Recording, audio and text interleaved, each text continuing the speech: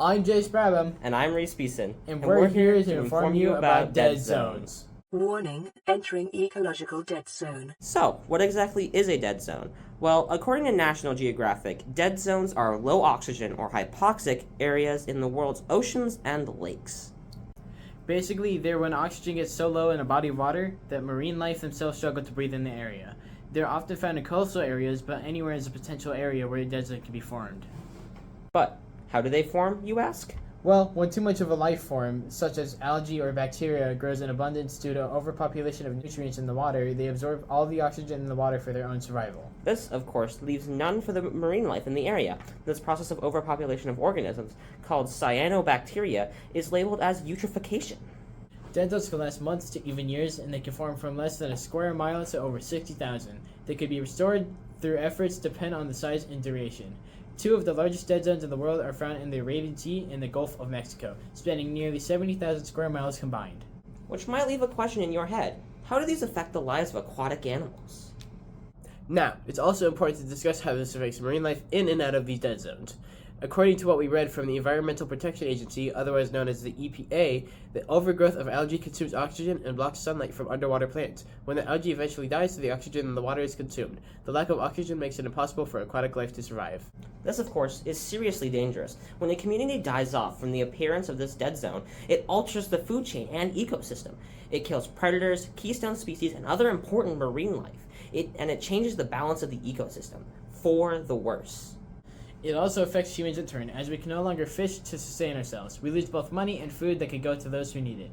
But this brings up an even larger point: how humans play a role in this whole situation. Humanity's impact cannot be underestimated in the issue of dead zones. Many sources have shown that humans are a direct cause of the formation and prolongation of dead zones. Nutrient pollution, a form of pollution, is when human activities like runoff from manure directly affects the balance of nutrients and chemicals in the area.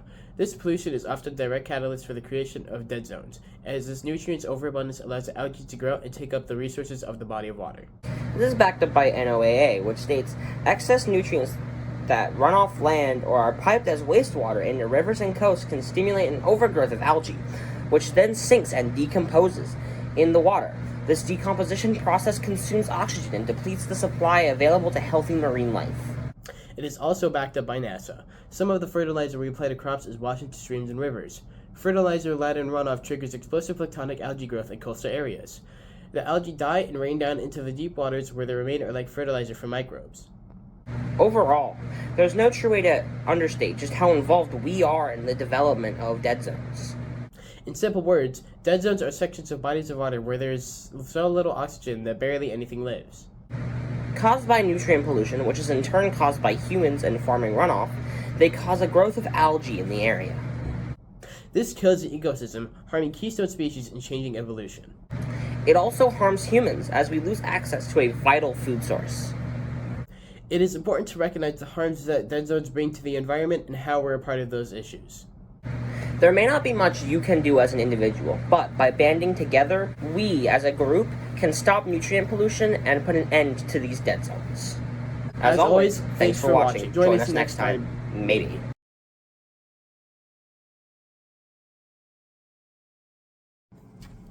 Dead zones can last months to even years. They can be... Edit it. What did...